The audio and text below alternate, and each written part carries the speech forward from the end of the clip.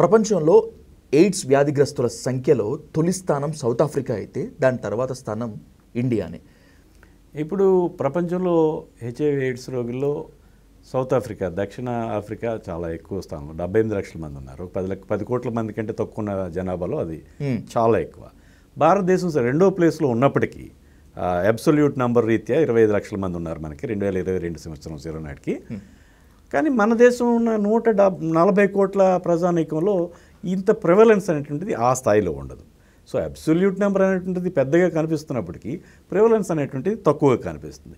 ఇక్కడ మనం ముఖ్యమైనటువంటి దురదృష్టకరమైన విషయం ఏంటంటే, ఇప్పుడు భారతదేశపు జనాభాలో తెలుగు రాష్ట్రాల జనాభా 6% దాదాపుగా ఉంటుంది.